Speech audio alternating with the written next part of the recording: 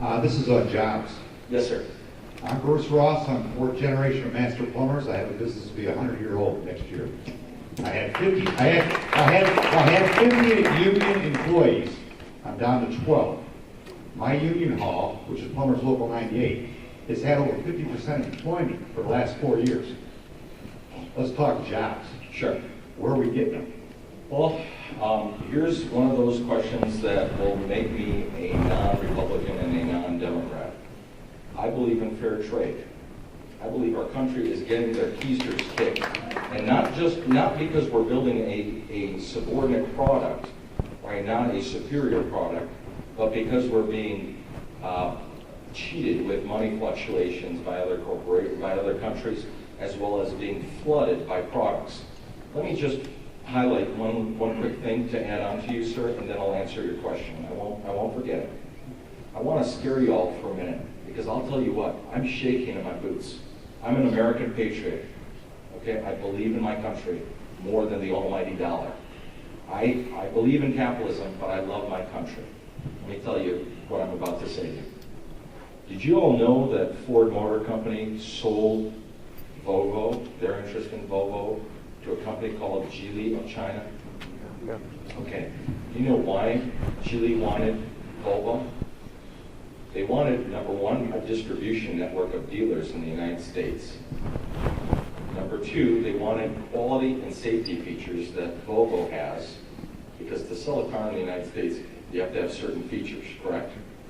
And the American public is looking for quality. Let's be honest, we're all looking for quality. In the next 4 to 5 years, because right now, China Geely Corporation is building a subordinate, a non-superior product, a piss-poor product, so to speak, a car. But in the next 4 to 5 years, they will be importing cheese and cherry automobiles into the United States. Starting price, brand new vehicle, meeting all U.S. standards, under $4,000. If you think Ford Motor Company, GM, or Chrysler will be able to compete against that type of import from the United States, forget it. We won't be, and we'll have less jobs, and therefore less ability to have people use your firm to have more jobs, or to hire your plumbers to do construction in the commercial industry or in the private sector. Here's my personal approach. Number one, repeal the Patient Protection Affordability Act called Obamacare, because it hurts employers. Number two, I stand firmly against cap and trade. My opponent voted for cap and trade. I am firmly against cap and trade. I believe cap and trade puts us at a disadvantage. Now, folks, we are all hopefully here pro the environment, and we are hopefully all pro conservation. But we have to be realistic.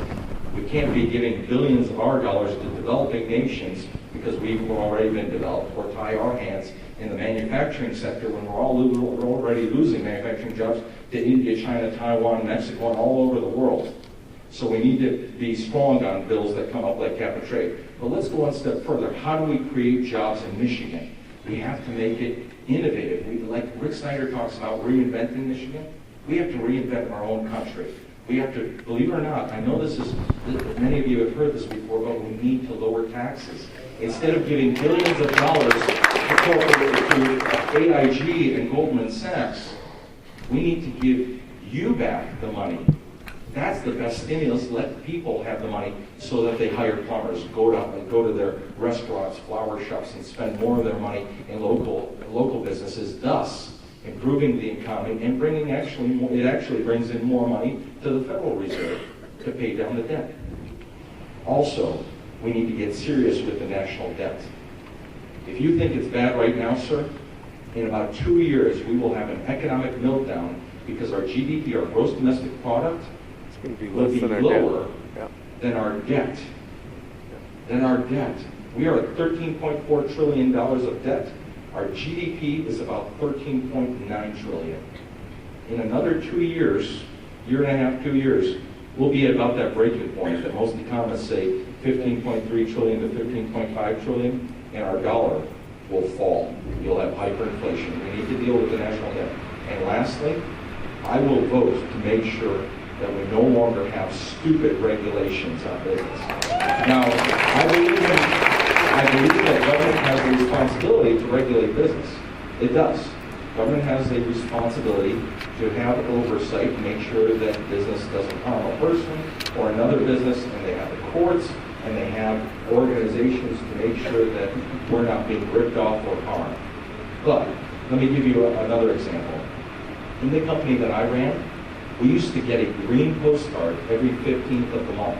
They would actually send us this postcard on the 15th of the month, informing us that they wanted information statistics for the Bureau of the Department of Labor and Bureau of Employment.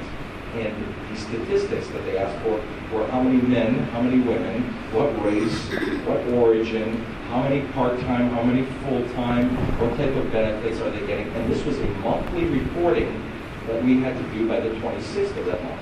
I still have the green postcard because I took it to the debate that Mr. Peters and I had yesterday because I wanted to talk about issues. That postcard is unnecessary. It spends federal money.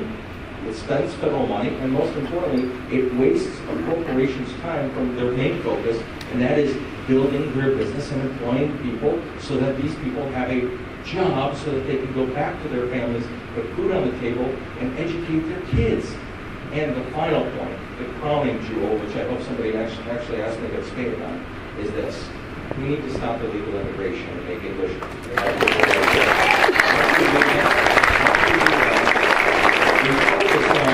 We focus on what's important, and that's rebuilding our economy. So I hope I answered your question. I know that's a lot of points, but that's what really takes to really get serious about job creation. By the way, I will tell you this. I won't just be a congressman. I know I'm going to shock you with this one. I'm not interested to be a congressman. I'm interested to represent you. And when I say that, I'm very serious about that. Because Congress doesn't excite me. What excites me is working for people and making sure that we are the biggest cheerleaders. Every single congressman in Michigan, be it Conyers or be it Miller, be it Rogers, be it Camp, be it even Kilpatrick for another few months, or Dingell. All of us need to be cheerleaders and bring businesses to Michigan. We shouldn't just keep giving away tax breaks for businesses to come here. We need to bring them here and motivate businesses to come here and create an environment that incites them and motivates them to come to Michigan. Long answer, sorry. Can you hear me now? Yes, sir. Hi, Rocky. I was at last night's debate, and I found that Gary Peters was unusually conservative, but we don't believe him. We know that he's not a conservative. I hope you're not a plant, because one of the issues that he was touting was this small business loan bill that's wending its way through Congress right now.